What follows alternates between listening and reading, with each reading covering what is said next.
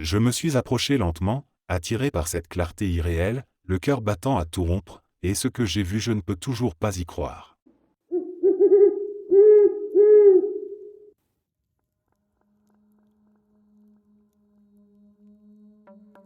Vers l'âge de 14 ans, j'ai vécu quelque chose que je n'arrive toujours pas à m'expliquer. Je m'étais couché à mon heure habituelle, une soirée comme une autre. Pourtant, quand je me suis réveillé, il faisait jour, et j'avais l'étrange sensation que quelque chose n'allait pas. En regardant le calendrier dans ma chambre, j'ai réalisé que 2 jours entiers s'étaient écoulés. 2 jours. J'étais persuadé d'avoir dormi tout ce temps d'une traite. Pris de panique, je suis descendu voir ma famille, complètement déboussolé, leur demandant s'ils savaient que j'étais resté endormi aussi longtemps, et surtout ce qui s'était passé. Mais au lieu de répondre ou de s'inquiéter, ils ont agi comme si de rien n'était. Ils m'ont simplement dit de m'asseoir et de manger quelque chose. Aucune explication, aucune réaction face à ce que je venais de leur dire. J'ai encore du mal à comprendre ce qui s'est passé cette fois-là. Tout était normal pour eux, alors que moi, j'avais l'impression d'avoir été déconnecté de la réalité pendant 2 jours.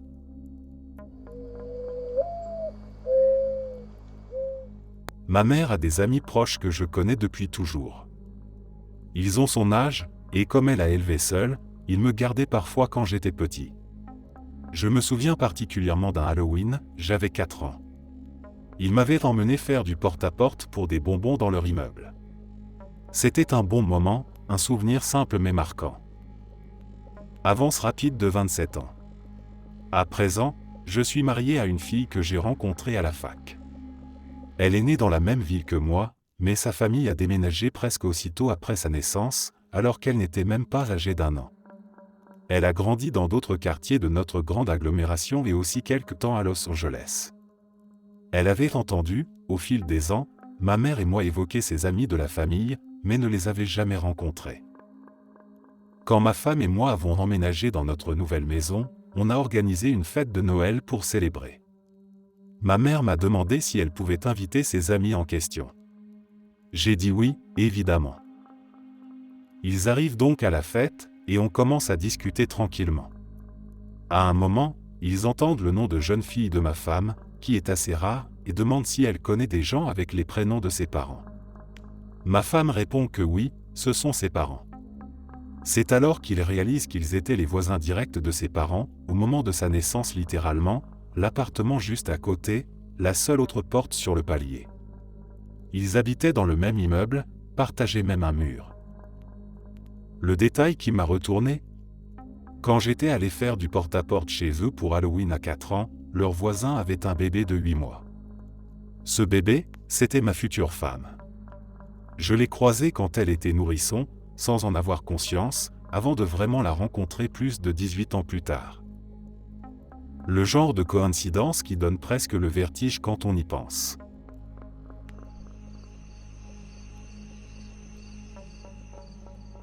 Je ne me rappelle pas tous les détails clairement, mais cet événement m'a toujours laissé une sensation étrange, presque irréelle. Une nuit, il était très tard, tout était calme, quand mes grands-parents ont été réveillés en sursaut par un bruit sourd et violent. Ma grand-mère, qui a toujours eu l'ouïe fine, s'est redressée immédiatement en disant que c'était sans aucun doute un coup de fusil, plus précisément un fusil de chasse. Elle était certaine de ce qu'elle avait entendu. Mon grand-père, plus terre à accent grave terre, lui a répondu que ce n'était sûrement qu'une voiture qui avait fait un bruit d'échappement en passant sur la route, peut-être sur l'autoroute non loin de chez eux. Il faisait remarquer qu'il n'y avait personne dans les environs qui aurait pu tirer, surtout à cette heure. Il vivait en pleine campagne, à bonne distance de tout voisin, et le coin était tranquille, presque silencieux la nuit. Ils ont discuté un moment, un peu à voix basse, chacun campant sur sa version, puis ils ont fini par se rendormir. Mais à peine un quart d'heure plus tard, le téléphone a sonné. Un appel tardif, ce qui était déjà en soi très inhabituel. C'était ma tante, affolée. Elle appelait pour annoncer que son mari venait d'être agressé par un voisin. Ce voisin lui avait tiré dessus avec un fusil de chasse. L'incident s'était produit 20 minutes avant son appel, quasiment au même moment où mes grands-parents avaient entendu ce bruit. Et le plus troublant dans tout ça, c'est que ma tante vivait à des centaines de kilomètres de là, dans un autre coin du pays, à cet état de distance. Aucun lien logique, aucune explication rationnelle. Mais ce bruit, ce coup de feu que ma grand-mère avait entendu et reconnu, semblait avoir résonné bien plus loin qu'il n'aurait dû. Ça m'a toujours laissé un drôle de frisson, comme si, parfois, certaines choses traversaient l'espace, même sans raison apparente.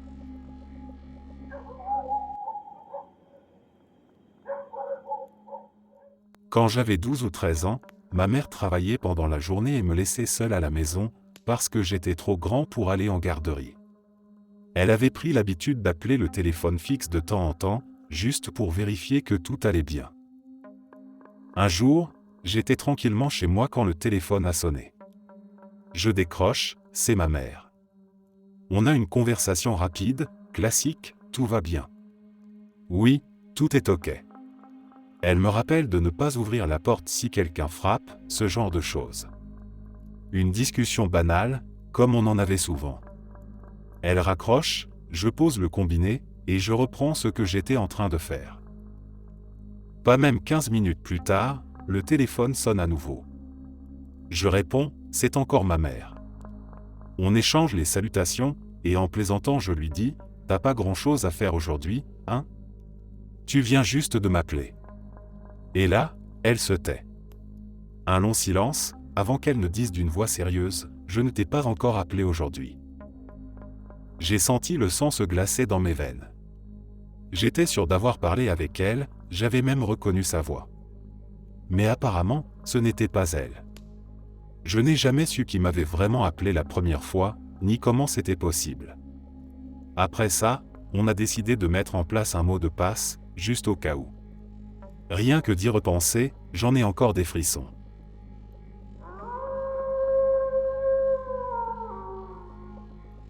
Pas grand monde ne me croit quand je raconte cette histoire. Et pour être honnête, je suis pas du genre à croire en des trucs que je peux pas voir, pas prouver. Mais ce que j'ai vécu là, je peux pas l'expliquer autrement que comme un putain de glitch ou un adieu que j'ai jamais vu venir. J'avais 13 ou 14 ans, je vivais avec mes parents, et à cette époque, j'étais au collège. Mon père, je l'ai rarement vu, toujours au boulot ou dans les bars à cause de son problème avec l'alcool.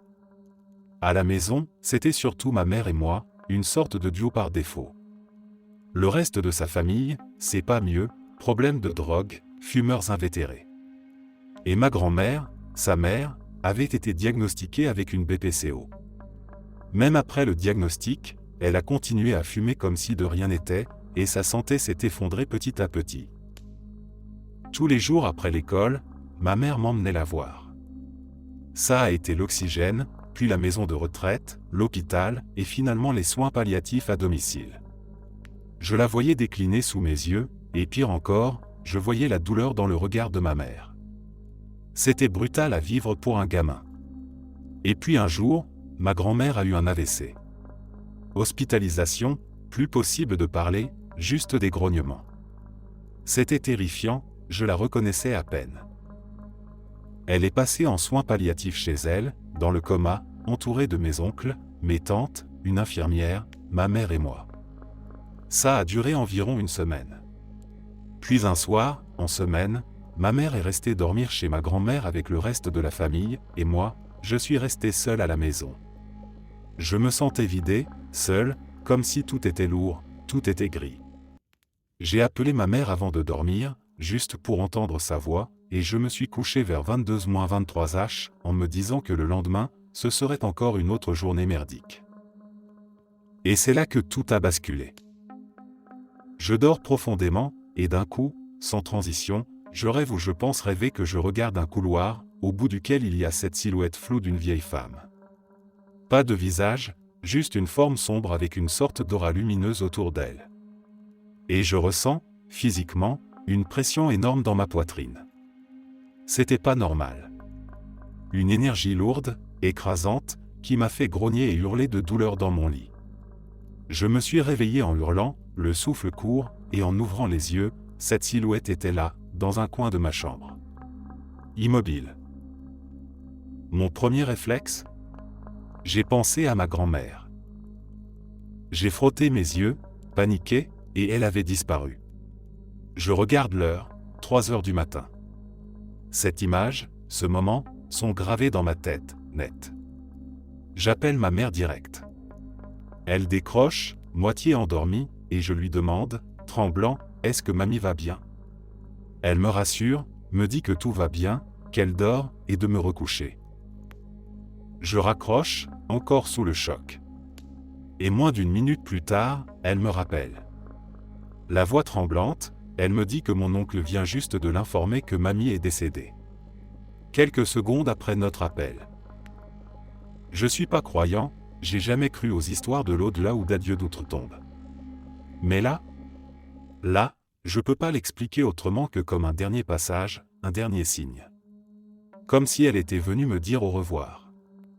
C'est le truc le plus dingue que j'ai vécu, et même des années après, j'en ressens encore les frissons.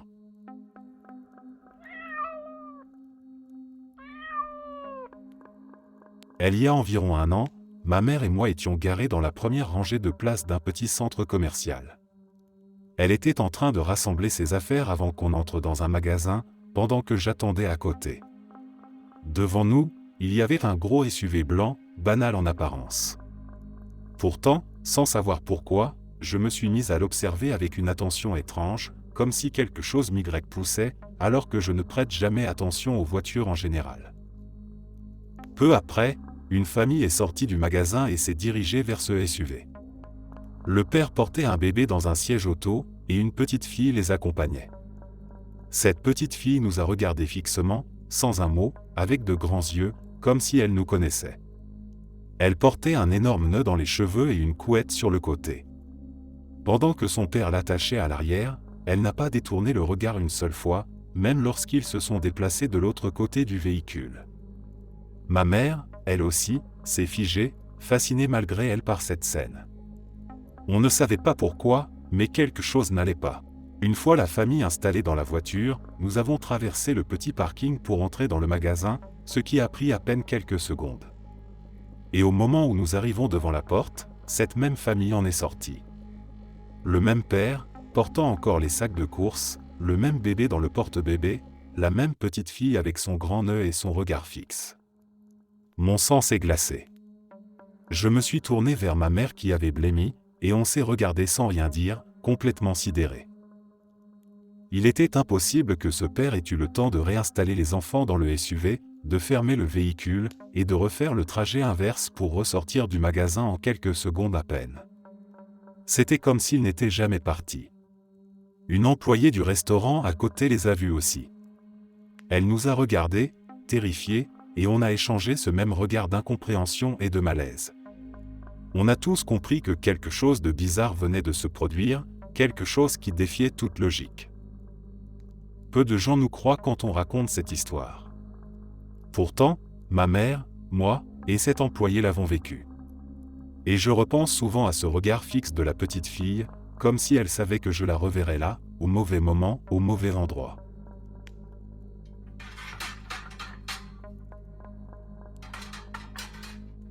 J'ai un seul beau costume, un qui me va vraiment bien.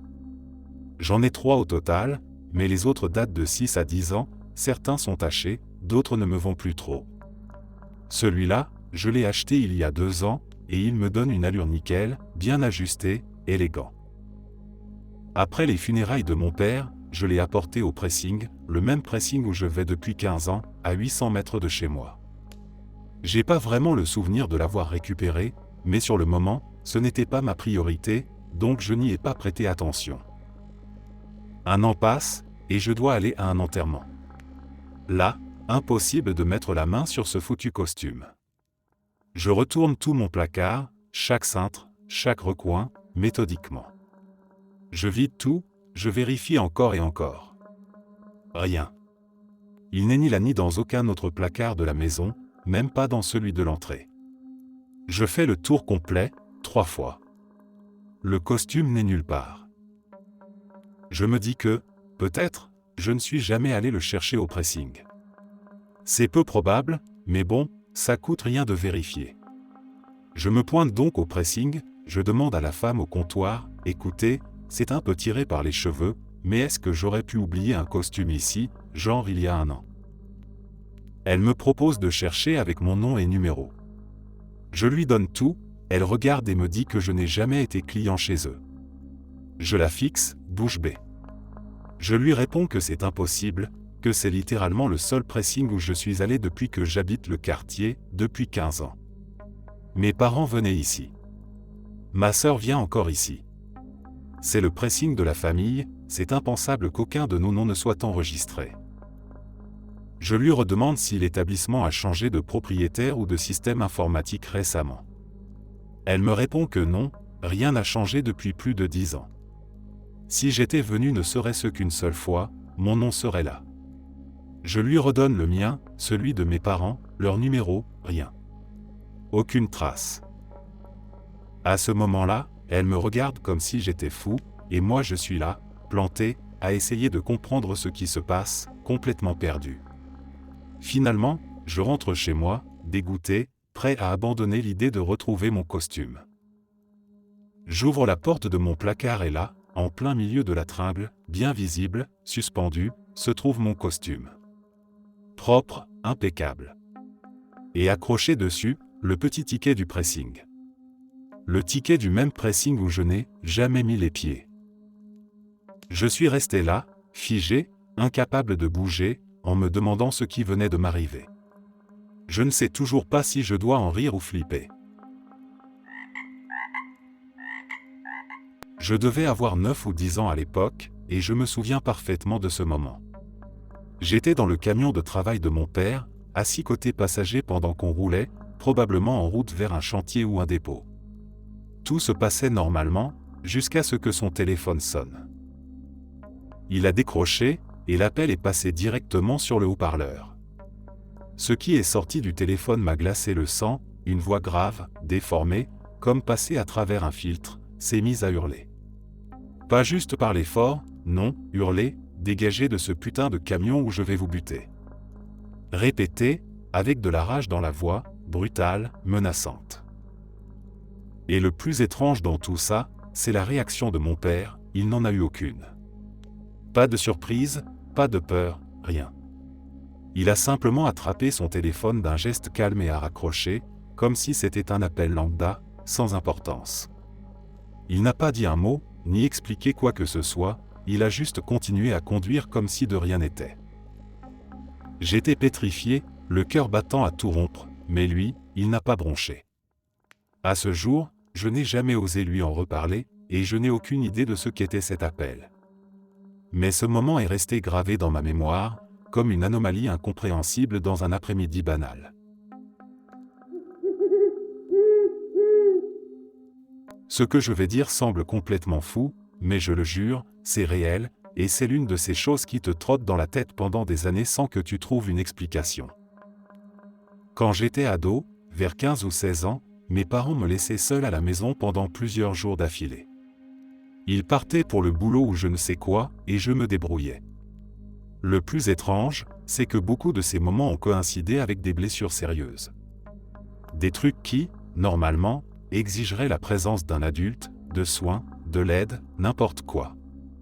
J'ai dû gérer seul des blessures importantes, une épaule complètement démolie, chaque muscle déchiré, ça m'a pris 1 an pour retrouver l'usage complet.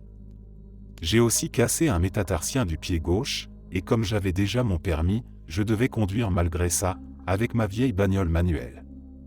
J'idéalisais le ralenti moteur pour avancer et je passais les vitesses sans embrayage, tout en gérant la douleur. J'ai même porté une Minerve pendant des semaines à un moment. Et pendant tout ce temps, il n'était pas là. Aujourd'hui, mes parents nient tout. Pas juste le fait de m'avoir laissé seul, ils disent ne se souvenir d'aucune de mes blessures. Ni la Minerve. Ni le pied cassé. Ni l'épaule foutue. Ils jurent qu'ils ne m'ont jamais laissé me débrouiller tout seul, même pas pour une journée. Sauf que j'ai encore les cicatrices. Le pied brisé? Je peux te montrer la bosse, tu peux la sentir. Les marques, les douleurs fantômes, tout est là. Et malgré les preuves physiques, ils insistent, ils ne se souviennent de rien. Comme si cette période, grosso modo 4 ans, avait été effacée de leur mémoire. Le pire, c'est que mon frère, lui, s'en souvient. Ils confirment les blessures, les absences, tout. Mais mes parents? Rien. C'est comme s'ils avaient été remplacés ou reprogrammés. Je plaisante souvent en disant que j'ai eu des parents Stepford pendant 4 ans, mais honnêtement, c'est la seule façon que j'ai trouvé de décrire cette sensation. Un décalage complet entre mes souvenirs et les leurs, un genre de fracture dans la réalité. Je ne vais pas parler de matrice, mais franchement, quand on vit quelque chose d'aussi clair et qu'en face, ceux qui étaient censés en faire partie agissent comme si rien ne s'était passé, tu commences à sérieusement te poser des questions.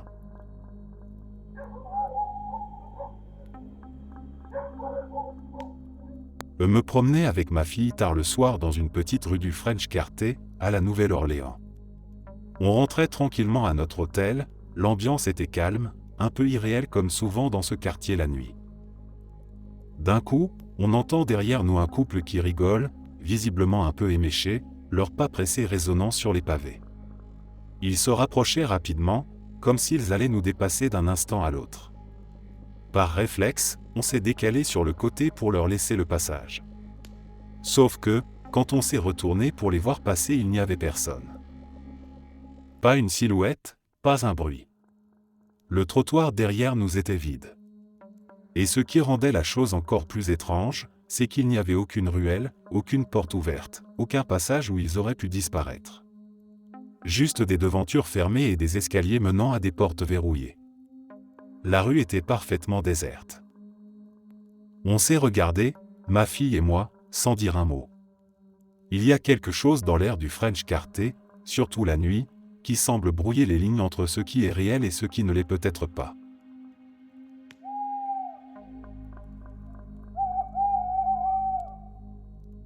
Ok, voilà une mémoire qui me hante encore, même si personne ne veut me croire quand je la raconte. J'avais peut-être 10 ou 11 ans, et ma mère me prenait la tête parce que je n'avais pas fait mes corvées. Elle était là, avec moi, au rez-de-chaussée, en train de me sermonner pendant que je faisais tout pour l'ignorer. À bout, j'ai fini par monter les escaliers en trombe, énervé, juste pour m'éloigner d'elle. Sauf que quand j'arrive à l'étage, je la vois. Dans la cuisine. En train de faire la vaisselle, comme si de rien n'était. Elle me regarde, me sourit, tranquille. Et moi, je reste figé, incapable de bouger ou de parler. Il n'y a aucune autre entrée ou escalier, aucun passage secret ou raccourci, juste cet unique escalier que je venais de grimper en la laissant derrière moi. J'ai cru que mon cœur allait s'arrêter sur place. Rien que de m'en souvenir, j'en ai la chair de poule.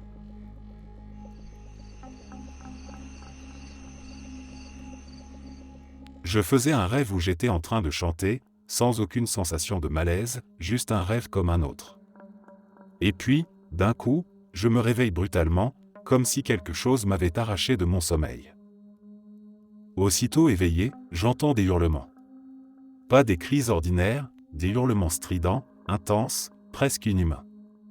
Ça a duré plusieurs secondes, suffisamment longtemps pour que je me redresse d'un bond, encore à moitié dans le brouillard, et que je les entende clairement, éveillés. Puis, le silence. Un silence total, oppressant. Je n'étais pas seul dans la maison, et instinctivement, j'ai pensé que quelqu'un d'autre devait l'avoir entendu. Mais personne n'a réagi. Personne n'a crié, n'a ouvert une porte, rien. Quand j'en ai parlé, ils m'ont regardé comme si j'avais juste fait un cauchemar trop réaliste. Mais je sais que j'étais réveillé. J'étais bien réveillé. Et ces cris, ils n'étaient pas dans ma tête.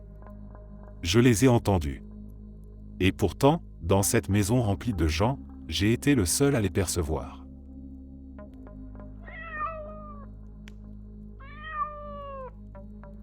Tout le monde insiste pour dire que c'était un rêve. Je revenais du boulot, fatigué mais lucide, et je rentre chez moi. Dans mon immeuble, il y a 2 appartements par étage.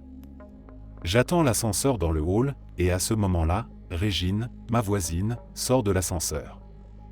On échange quelques mots, conversation légère, elle me dit qu'elle sort à un concert de reparté. Rien d'anormal, tout est fluide, logique. Je monte dans l'ascenseur à mon tour, appuie sur mon étage, et je monte. L'ascenseur s'arrête, la porte s'ouvre et là, juste devant moi, attendant l'ascenseur, Régine. Encore elle. Même tenue, même sac à main. Elle n'a pas l'air essoufflée ni surprise. Elle me regarde comme si de rien n'était. J'ai figé. L'esprit vide. Aucun escalier à prendre assez vite pour me devancer, aucune logique. On venait littéralement de se croiser dans le hall, et elle était censée partir, pas se retrouver ici, déjà à l'étage. J'ai raconté cette histoire plusieurs fois, et on m'a toujours dit, tu as rêvé. T'étais fatigué. T'as imaginé. Mais je sais ce que j'ai vu. J'ai encore en tête le son de sa voix, la conversation, le regard dans l'ascenseur. Je ne dormais pas. Et depuis, je n'ai jamais pu oublier ce moment où la réalité a semblé glisser, juste un instant.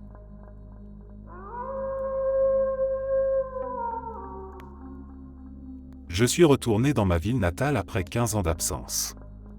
Première chose que j'ai faite, c'est d'aller direct chez mon pote d'enfance. Sa maison était verrouillée, personne à l'intérieur apparemment, alors je me suis dit qu'il était sûrement sorti. Et là, je me retourne, il était juste derrière moi. On s'est pris dans les bras, retrouvailles dignes des bons vieux temps, la totale. Il ouvre la porte et m'invite à entrer. Dès qu'on passe le seuil, je sens quelque chose d'étrange. La maison était figée. Poussière épaisse sur les meubles, rideaux tirés, des objets cassés un peu partout. Je lui balance un truc du genre « Mec, c'est quoi ce bordel ?» Il me répond calmement qu'il n'a juste pas eu le temps de ranger, trop occupé ces derniers temps. Je m'en fous à ce moment-là, je suis juste content de le revoir après toutes ces années. On passe des heures à parler, à se remémorer notre enfance, nos conneries, nos aventures, jusqu'à nos vies d'adultes. Vraiment un moment fort. Puis, je lui dis que je vais passer la nuit chez mon cousin. Il insiste pour que je reste dormir, mais honnêtement, l'ambiance dans la maison me mettait mal à l'aise. Il finit par me dire de repasser demain, et je lui promets que je viendrai. Je file chez mon cousin. Lui et sa femme m'accueillent avec leurs 2 enfants, ambiance chaleureuse, normale. Pendant le dîner, je leur raconte que j'ai revu mon pote et que sa maison avait une drôle de gueule. Et là, silence. Ils me regardent comme si j'avais dit la pire connerie imaginable. Mon cousin lâche, arrête tes conneries. Je pige rien. Je leur demande ce qu'il se passe, et ils me disent que ce pote est mort. Il y a 10 ans. Accident de voiture. Sa famille a quitté la ville juste après, et la maison. Verrouillée depuis. Personne n'y est entré depuis. Je suis resté là, figé, incapable de dire un mot. J'avais parlé avec lui, j'avais été chez lui. J'avais vécu cette putain de journée. Ce n'était pas un rêve, pas une hallucination. Je me rappelle tout, chaque détail, chaque mot. Je sais pas ce que c'était. Un fantôme? Un fragment du passé? Mon esprit qui me joue un tour? Je n'ai aucune explication. Mais tout ce que je sais, c'est que j'ai eu une dernière soirée avec mon ami. Et que peu importe ce que c'était, je ne l'oublierai jamais.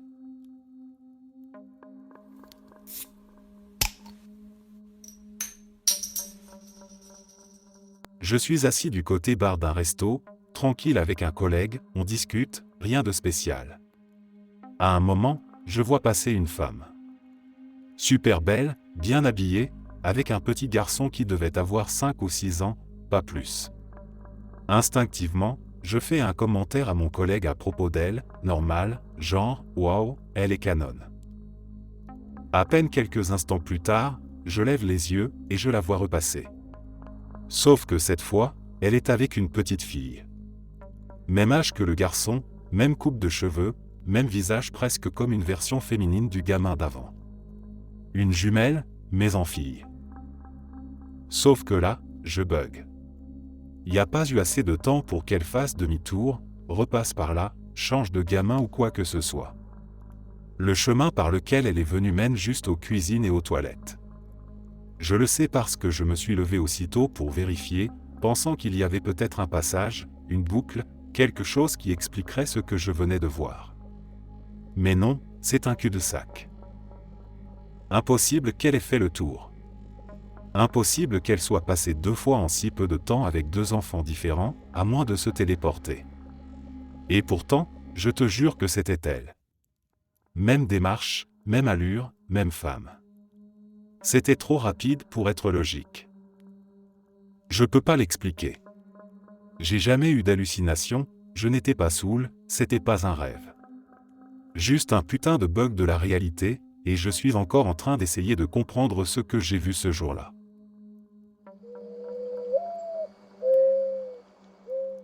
Un soir, je me baladais dans un parc, il faisait nuit, ambiance calme, rien de particulier. Et d'un coup, je vois un truc vert filer dans le ciel. Pas un avion, pas une étoile filante, c'était plus comme un feu d'artifice, sauf qu'il n'a jamais explosé.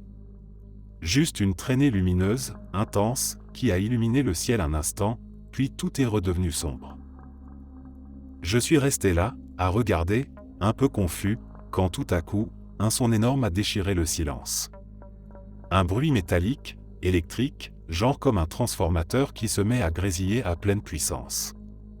Vibrant, presque physique, comme si l'air lui-même bourdonnait. Et puis je cligne des yeux.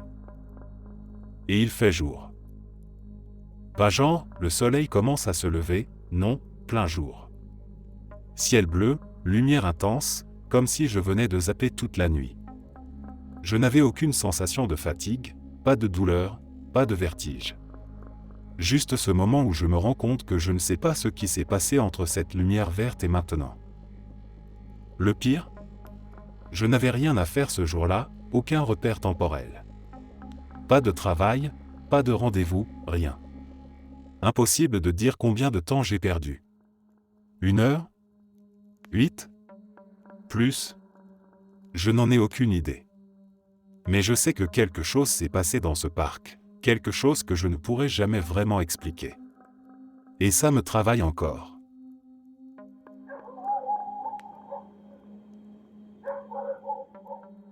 J'ai un souvenir très clair, presque trop précis, d'un homme que je n'ai jamais rencontré de mon vivant. Dans ma mémoire, c'est un homme âgé, très grand, très mince, afro-américain, avec des lunettes. Il porte une chemise boutonnée, un pantalon de costume, et il est assis dans un large fauteuil vert. L'image est nette, comme une photo mentale, lui, posé dans ce fauteuil, calme, presque figé dans le temps. Un jour, j'avais peut-être 5 ou 6 ans, j'ai raconté cette image à mes parents, en leur décrivant tout dans le détail, l'homme, sa tenue, le fauteuil, même la couleur du tissu. Ma mère n'a pas dit un mot, elle est descendue à la cave sans explication. Elle revient quelques minutes plus tard avec une photo unique, un vieux tirage. Et là, je bloque. C'est exactement lui. Le même homme, le même fauteuil vert. Tout. J'en suis resté bouche bée. Ma mère me dit que c'est mon arrière-grand-père. Il est mort en 1977. Je suis né en 1991. Je ne l'ai jamais vu, on ne m'avait jamais montré de photos de lui avant ce jour-là, et pourtant, je savais exactement à quoi il ressemblait. J'ai toujours gardé ce souvenir sans savoir d'où il venait. C'est comme s'il avait toujours été là, dans ma tête, sans que je puisse l'expliquer. Et franchement, je ne sais pas ce qui me perturbe le plus, ce souvenir ou le fait que je sois incapable de comprendre comment je l'ai eu.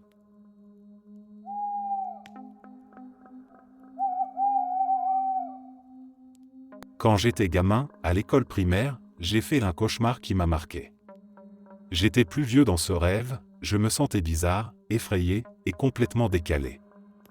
Les gens que je croisais c'étaient pas des visages familiers, pas comme ceux que je connaissais dans la vraie vie. Ils étaient différents, dérangeants, comme s'ils appartenaient à un autre monde, un autre rythme. Puis, 15 ans plus tard, ma vie a pris une tournure sombre. Je suis tombé dans la mette, j'ai touché le fond, et un jour, en plein trip, j'ai eu ce qu'on pourrait appeler un déjà-vu mais sur 3 jours entiers. Tout ce que j'avais rêvé étant enfant se rejouait devant moi. Les personnes étranges, c'étaient les autres accros avec qui je traînais. Cette peur profonde, parce que j'étais à la rue, sans repère. Ce drôle de sentiment que je n'arrivais pas à nommer gamin. Eh bien, là, il était évident. Le plus flippant, c'est que tout s'alignait, le vieux type bizarre dans une cabane pourrie, le petit relais service dans une ville paumée, les engueulades d'un couple que je suivais de plan en plan. J'avais déjà vécu ça. Et le fait de m'en souvenir en plein chaos, ça m'a glacé. Je ne saurais pas dire si c'était une vision du futur, une sorte d'avertissement, ou juste mon esprit qui m'avait préparé à une chute. Mais je sais que je l'avais vu venir. Pour la fin de l'histoire, ouais, je suis clean depuis des années maintenant. Je m'en suis sorti. Mais cette expérience-là, elle m'a laissé des frissons qui reviennent encore parfois. Comme si ce rêve avait été plus qu'un simple cauchemar, comme s'il avait été un aperçu, un miroir tendu vers un futur que, heureusement, j'ai fini par quitter. Quand j'étais gamin, ma famille est tombée sur les restes d'un accident de voiture vraiment horrible. La circulation était complètement bloquée, on avançait au ralenti, et je me souviens que mes parents faisaient de leur mieux pour détourner notre attention, mais c'était impossible de ne pas voir ce qui s'était passé. Il y avait des débris partout, les voitures étaient méconnaissables, c'était choquant, même pour des gosses. Le soir même, le journal télévisé local en a parlé, petite ville, pas grand-chose d'autre à couvrir ce jour-là. Ils ont montré la scène de l'accident, la même route, le même décor, les mêmes secours sur place, sauf que dès que l'image est apparue, toute la famille a réagi en même temps. On a tous crié ou dit quelque chose comme « c'est pas les mêmes voitures ». Et c'était ça le plus dingue, tout le reste était identique. L'endroit, l'angle de la prise de vue, même la position des véhicules, mais les voitures elles-mêmes. Pas du tout les mêmes. Différentes marques, couleurs, modèles. On a tous les quatre vu exactement la même scène dans l'après-midi, et ce qu'on voyait à la télé ne collait pas. On en a discuté pendant des mois après ça. À essayer de comprendre comment 4 personnes pouvaient avoir exactement le même souvenir faux? Ou est-ce que c'était la télé qui montrait autre chose? Franchement, à ce jour, je ne sais pas ce qui est le plus flippant, qu'on ait tous eu une mémoire défaillante au même moment ou qu'on ait vu quelque chose qu'on n'aurait pas dû.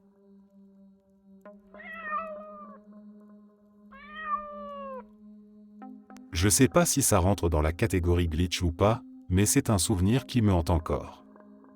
Un jour, il y a longtemps, mes parents sont venus me chercher à l'école. On rentrait à la maison en voiture, par la même route qu'on prenait tout le temps, littéralement des centaines de fois, rien d'inhabituel. Sauf que ce jour-là, tout était différent. Pas de manière spectaculaire, mais juste assez pour que ça me frappe. Des petits détails qui n'étaient pas à leur place. Une voiture qu'on voyait toujours garée devant une maison? Plus la même couleur. Un terrain vide qui, normalement, était juste une friche. Il y avait une maison dessus, comme si elle avait toujours été là. Une clôture qui n'existait pas hier entourait soudain un jardin. Rien de gigantesque, mais tout cumulé pour donner cette sensation que quelque chose n'allait pas. Même mes parents ont remarqué. Mon père ralentissait, un peu paumé, en disant qu'on avait peut-être pris la mauvaise rue. Ma mère regardait autour d'elle, confuse. On a fini par retomber sur la route principale, comme si rien ne s'était passé. Mais pendant un bon moment, c'était comme si on n'était pas tout à fait chez nous. Depuis, j'ai repris cette route plein de fois, espérant retrouver ces détails décalés, ou prouver que mon cerveau m'avait juste joué un tour. Mais non, tout est revenu normal, comme avant. J'ai jamais retrouvé cette version étrange du quartier. J'en viens à me demander si, juste pour un instant, on n'a pas glissé ailleurs. Une version presque identique, mais légèrement décalée. Un détour dans un univers parallèle? Un time slip? Je saurais jamais, mais je garde l'espoir, infime mais tenace, qu'un jour, en roulant sur cette même route, je retomberai là-bas. Juste une fois.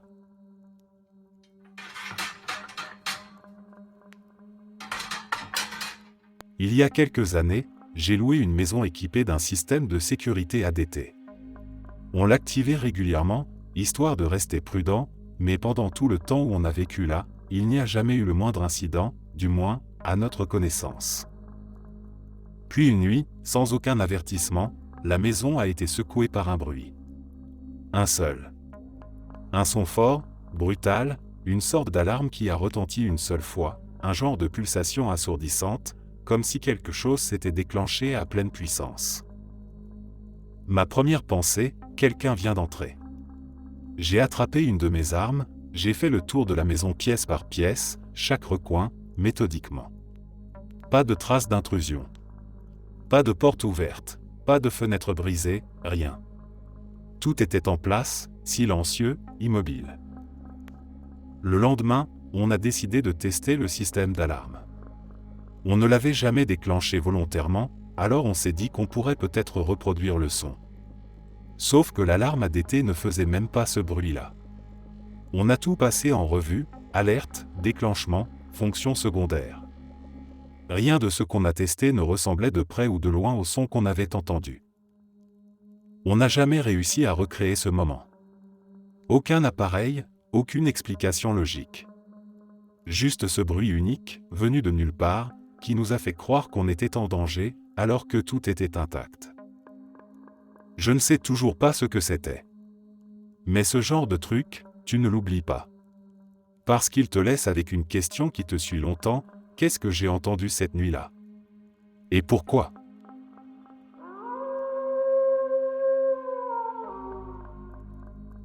Quand j'étais tout petit, peut-être 5 ou 6 ans, j'ai voulu regarder un de mes films préférés sur VHS. J'insère la cassette, j'appuie sur lecture rien que de la neige. Un écran rempli de statique, comme si la télé captait plus rien. Je me dis que peut-être la cassette est abîmée, alors je prends une autre, mon bon vieux Barney. Même chose. Du statique, encore et encore. Je panique un peu, j'appelle ma mère. Quand elle arrive, j'avais déjà éjecté la cassette pour lui montrer. Elle la remet dans le magnétoscope, fait exactement comme moi, appuie sur lecture et là, ça marche. Image claire, son nickel. Elle me regarde, un peu blasée, genre, tu l'as juste mal fait, puis elle repart dans sa chambre, juste en face. Aussitôt qu'elle a quitté la pièce, l'écran redevient statique. Immédiatement. Je fonce dans sa chambre, lui montre, elle revient et la cassette fonctionne de nouveau comme si de rien n'était. Personne ne m'a cru. Pour eux, j'avais juste du mal m'y prendre. Mais moi, je savais que quelque chose clochait. Ce n'était pas une erreur de manipulation, ce n'était pas un hasard. Et ce n'était que le début. Je pourrais en raconter plein d'autres, des moments comme ça, où la réalité semble se déformer, se décaler, juste un peu, juste assez pour que tu te sentes étranger dans ton propre monde.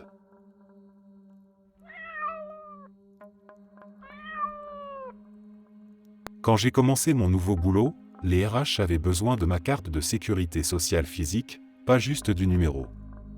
Donc je vais au bureau local pour en demander un duplicata. Je prends mon ticket et vais m'asseoir. En me dirigeant vers une place libre, je remarque du coin de l'œil un jeune gars, peut-être 18 ans. Quand je le regarde bien, je me rends compte qu'il me ressemble énormément à cet âge-là. Même coupe de cheveux, même style vestimentaire, même carrure. Le truc étrange, c'est qu'il avait aussi des traits que j'ai aujourd'hui, il avait un tatouage quasiment identique au mien, placé au même endroit, et les mêmes piercings, au même endroit aussi.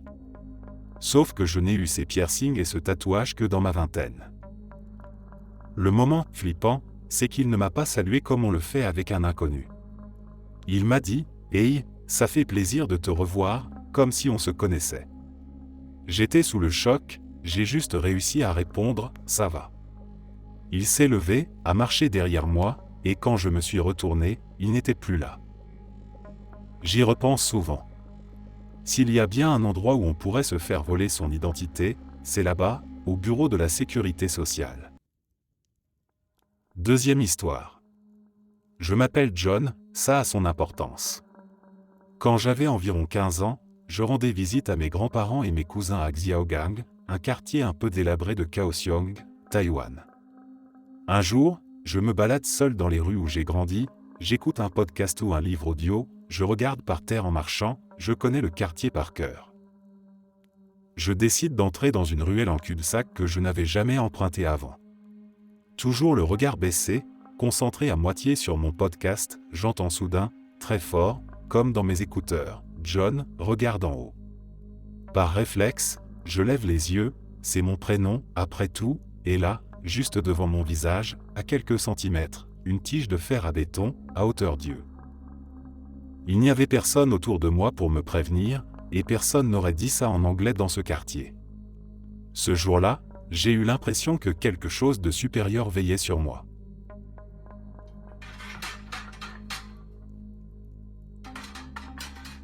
Un peu en retard, comme d'habitude, mais voilà mon histoire.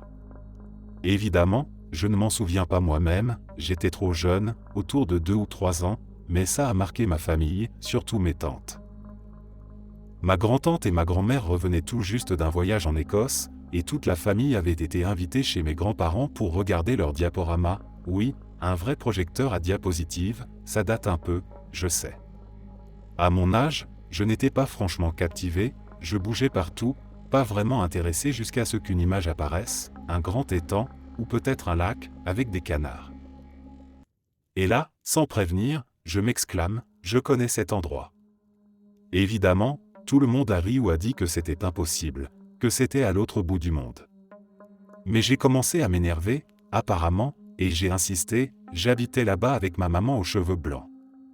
J'ai parlé de mon cheval à moi et dit que je vivais dans le château en haut de la colline, juste au-dessus du lac. Le pire ? La diapo suivante montrait exactement ça. Le même lac, mais cette fois avec des ruines visibles plus haut sur la colline. Ma tante aurait carrément coupé le projecteur, trop flippée pour continuer à regarder. C'est devenu une histoire de famille, racontée de temps en temps, souvent avec un rire nerveux. Moi, je n'ai aucun souvenir de tout ça. Mais le simple fait que les détails que j'ai décrits correspondent si précisément à un lieu que je n'aurais jamais pu connaître, ça donne à réfléchir. Un moment suspendu dans le temps, que personne n'a vraiment su expliquer. Quand j'avais environ 10 ans, j'ai entendu des bruits de pas à l'étage. Pour moi, c'était évident que ma mère était rentrée, alors je suis monté sans trop réfléchir. En haut des marches, je tourne le coin du couloir et là, c'est difficile à expliquer, mais j'ai ressenti quelque chose. Une présence. Pas un bruit, pas une ombre distincte, c'était plus comme si l'air lui-même avait changé autour de moi. Dense, chargé. Je savais, sans vraiment voir, que quelqu'un était là. Et ce quelqu'un, je l'ai su immédiatement, c'était mon grand-oncle. Il était décédé l'année de ma naissance, dans un accident tragique. Il avait vécu dans cette maison, et d'ailleurs, il avait un petit atelier en bas, que je connaissais à peine. Pourtant, à cet instant, j'ai eu l'impression de le capter complètement, son énergie, sa façon d'être. Comme si j'étais plongé dans sa présence. Je suis redescendu, terrifié mais aussi fasciné, gelé par un mélange de peur, de confusion et de curiosité. Quand ma mère est vraiment rentrée, je lui ai raconté ce qui s'était passé. Je lui ai décrit ce que j'avais ressenti, à quoi il ressemblait, quel genre de personne il semblait être. Elle m'a écouté en silence, puis m'a dit que j'avais décrit son oncle parfaitement. Les détails, le tempérament, même son allure, tout correspondait. Et personne ne m'avait jamais vraiment parlé de lui auparavant. Encore aujourd'hui, je me souviens de ce moment comme si c'était hier. Cette sensation étrange de l'avoir rencontré, même brièvement. Et quelque part, j'ai toujours eu l'impression que j'avais passé un peu de temps avec lui ce jour-là, juste assez pour qu'il me dise qu'il était encore là, quelque part. Un jour, ma mère était bouleversée, vraiment à bout. Mon grand-père venait de revenir d'un rendez-vous médical, et elle était très affectée. Elle m'a confié, la voix tremblante, qu'elle avait une peur terrible, être présente quand son père allait mourir. Elle était très proche de lui, ils avaient ce lien profond, et l'idée de le voir partir lui faisait mal rien que d'y penser. Je l'ai regardé droit dans les yeux, sans réfléchir, et je lui ai dit, presque comme une évidence, « T'inquiète pas, maman, c'est mon rôle, je serai là pour lui quand ce sera le moment. » C'est sorti tout seul, sans drame, sans solennité. Juste une certitude. Et après ça, la vie a repris. Mon grand-père a continué à vivre encore au moins 15 ans après cette conversation, en bonne forme. Mais quand son heure est arrivée, c'est moi qui étais là. Pas parce qu'on l'avait prévu, pas par hasard, c'est juste arrivé.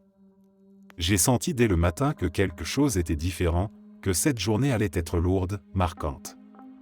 C'était comme un écho de ce moment, plus d'une décennie auparavant, quand j'avais dit à ma mère que ce serait moi. Et c'est ce qui s'est passé. Je l'ai accompagné. J'étais avec lui pour son dernier souffle, et même si c'était dur, il y avait une sorte de paix étrange dans le fait d'être là, comme si tout avait toujours été écrit ainsi. Une double secousse dans la réalité, deux moments séparés par des années mais connectés par quelque chose que je ne peux pas expliquer. Une promesse faite sans le savoir et tenue sans hésitation.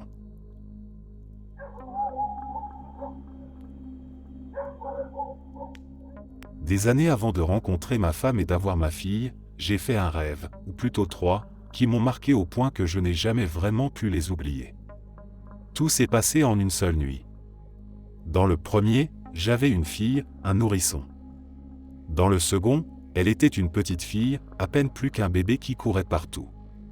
Dans le dernier, elle était adulte, et on parlait comme deux amis proches, complices. Chaque rêve était incroyablement réaliste, comme si je vivais vraiment ces moments. Mais ce qui m'a le plus marqué, c'est ce que j'ai ressenti en me réveillant. Un amour immense, tangible. Une émotion profonde, comme si elle me manquait, comme si je l'avais réellement perdue ou qu'elle était loin. J'ai gardé ce sentiment tout le reste de la journée. C'était presque douloureux, cette absence d'une personne qui, pourtant, n'existait pas. Avec le temps, j'ai oublié ces rêves, ou du moins je les ai rangés dans un coin de ma tête. Jusqu'à la naissance de ma fille. Le jour où je l'ai tenue dans mes bras pour la première fois, tout m'est revenu d'un coup. Ce même sentiment m'a submergé, cette même intensité que dans le rêve. Et ce qui m'a vraiment glacé, c'est un détail, elle a les cheveux blonds et les yeux bleus. Ni ma femme, ni moi, ni nos familles n'avons ces traits. Je suis roux, ma femme est brune. Mais dans le rêve, c'est ce qui m'avait marqué, cette petite fille blonde aux yeux clairs, qui ne collait pas avec mon image de famille et pourtant, elle était là. Je sais, ça peut n'être qu'une coïncidence. Un hasard parmi tant d'autres. Mais au fond de moi, je ressens encore que j'ai eu un aperçu, un moment suspendu, comme une vision du futur. Et chaque fois que je regarde ma fille aujourd'hui, maintenant qu'elle a 5 ans, cette impression revient. Cette certitude douce et étrange que, d'une manière ou d'une autre, je l'avais déjà connue.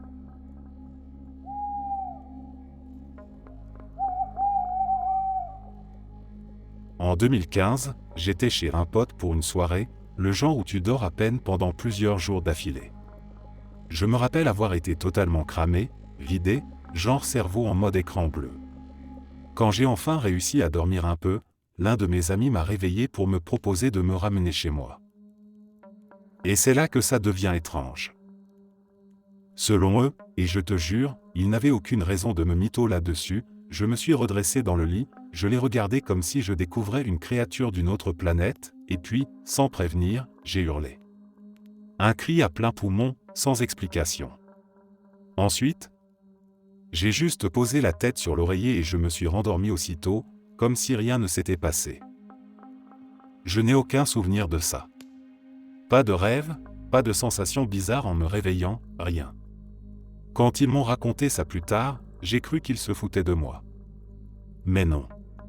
Ils étaient sérieux, limite un peu secoués par le moment. À ce jour, je ne sais pas ce qui s'est passé. Privation de sommeil ? Bug mental ? Une sorte de micro-crise somnambulique ?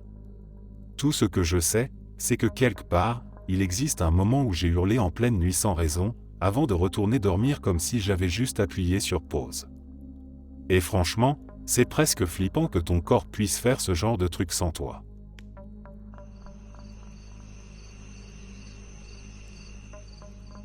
Quand j'étais gosse, je dormais dans un lit superposé, même si j'avais jamais vraiment eu d'amis qui venaient dormir à la maison ou quoi. C'était juste le lit que j'avais, c'est tout. Une nuit, je fais un cauchemar, le genre classique, quelque chose se cache sous le lit. Ouais, cliché, je sais, mais à cet âge, ça te fout quand même la trouille. Je me réveille, le cœur qui bat à fond, mais je décide de ne pas aller réveiller mes parents. Je me dis que je vais juste me recoucher et essayer d'oublier le rêve.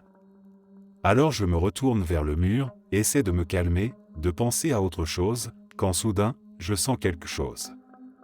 Un tapotement, clair, net, sur mon épaule. Comme un doigt, comme si quelqu'un essayait d'attirer mon attention. Et là, panique totale. Parce que derrière moi, il n'y avait rien, sauf le mur. Pas de place pour quelqu'un. Pas de frangin ou de pote qui aurait pu me faire une blague. Juste ce mur froid, et moi, figé, le sang glacé.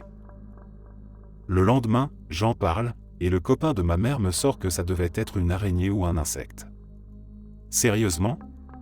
Non. Aucun insecte ne peut imiter la sensation très humaine d'un doigt qui te tape doucement sur l'épaule. C'était trop précis, trop réel. À ce jour, je sais toujours pas ce que c'était. Mais ce n'était pas mon imagination et encore moins une foutue araignée.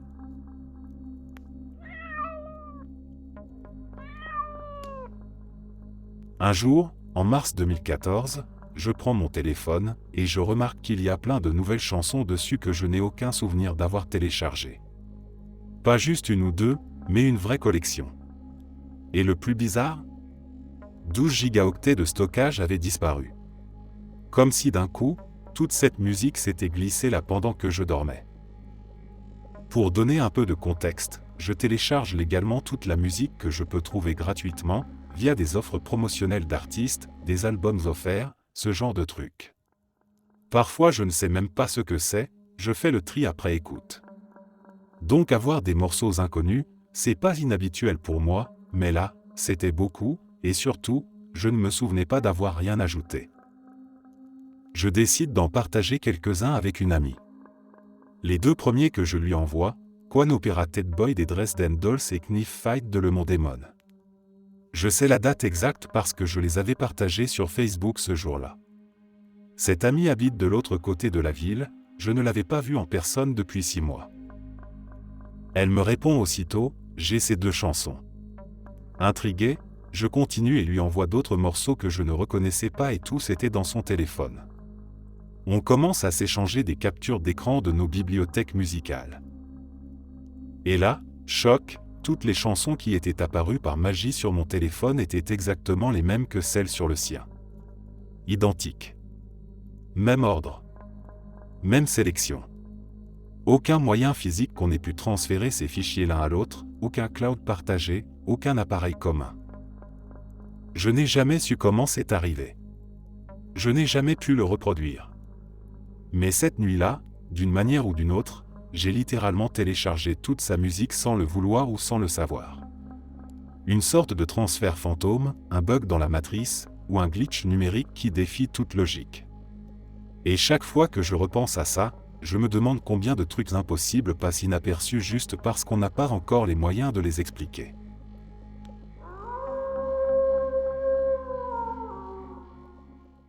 Quand ma sœur luttait contre le cancer, elle nous a quittés peu après, elle m'a raconté un rêve qu'elle avait fait, un rêve qui m'est resté profondément en tête. Dans ce rêve, elle se trouvait dans notre maison d'enfance, celle où on a grandi. On avait une grande terrasse qui faisait le tour de la maison, et en dessous, un patio où il se passait quelque chose. Elle a entendu des voix, des rires, des conversations. Une fête.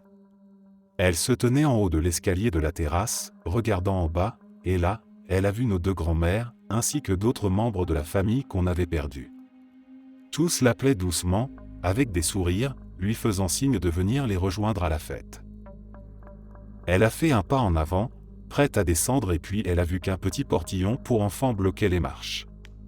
À ce moment-là, elle a su. Elle savait qu'elle ne devait pas franchir ce portillon. Pas encore.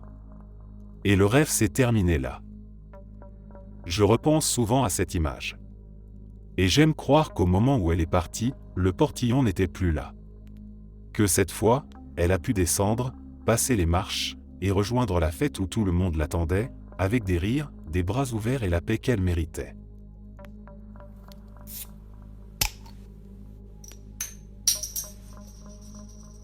Depuis que je suis enfant, je vis dans cette grande maison avec mes parents. C'est tout ce que j'ai toujours connu. Les murs, les escaliers qui craquent la nuit, l'odeur familière du bois ancien, même le bruit du vent qui passe sous la porte d'entrée, tout ça fait partie de moi. Ma chambre est au 2e étage, au bout du couloir, juste en face d'une vieille fenêtre encadrée par un immense arbre qui couvre toujours la lumière, même en plein jour. C'est mon monde, mon repère. Mais cette nuit-là, quelque chose a changé. Je me suis réveillé en sursaut, sans raison apparente. Il était 2 heures du matin, j'en suis sûr, j'ai regardé mon réveil digital qui brillait dans le noir. Et tout de suite, j'ai ressenti quelque chose d'étrange. Une sensation que je n'arrive même pas à bien expliquer, comme si j'étais plus léger que d'habitude. Comme si mon corps flottait un peu, mais j'ai mis ça sur le compte de la fatigue ou d'un mauvais rêve. J'ai traîné mes pieds jusqu'aux toilettes, à moitié somnole, puis je suis retourné vers ma chambre. En passant devant la fenêtre, un éclat de lumière m'a aveuglé un instant. C'était tellement lumineux que j'ai cru que le soleil s'était levé d'un coup. Sauf qu'il était 2 heures du matin. Et ce qui m'a glacé le sang, c'est qu'il n'y avait aucune ombre de l'arbre devant ma fenêtre. D'habitude, même sous la pleine lune, cet arbre fait toujours barrage à la lumière, mais là, c'était comme s'il n'existait plus. Je me suis approché lentement, attiré par cette clarté irréelle, le cœur battant à tout rompre, et ce que j'ai vu, je ne peux toujours pas y croire. La maison n'était plus sur Terre. J'étais au-dessus des nuages. Je voyais la planète, notre planète, comme depuis une station spatiale. Des étendues d'eau immenses, des masses nuageuses, une lumière blanche intense qui semblait venir de toutes parts. J'étais pétrifié, incapable de bouger. Puis soudain, cette lumière s'est éteinte, remplacée par une lumière rouge, inquiétante, oppressante. Mon corps a commencé à faiblir, mes jambes tremblaient, mes bras devenaient lourds, tout tournait. Et puis plus rien. Le noir total. Quand je me suis réveillé, j'étais allongé sur le sol, juste devant ma fenêtre, exactement là où j'étais la nuit précédente. Il faisait jour cette fois, un jour normal. Tout semblait à sa place, comme si rien ne s'était passé. Sauf que je savais, au fond de moi, que ce n'était pas un rêve. Je suis descendu, encore sonné, et j'ai demandé à mes parents s'ils avaient vu ou entendu quelque chose cette nuit-là. Ils m'ont regardé avec étonnement et m'ont dit non. Rien d'anormal. Mais ils m'ont parlé du chat. Apparemment, il avait été extrêmement agité toute la nuit, miaulant, courant partout, comme s'il avait eu peur de quelque chose. Et depuis ce moment, il refuse de rentrer dans la maison. Il reste dehors, tapi dans un coin du jardin, le regard fixé sur la fenêtre de ma chambre.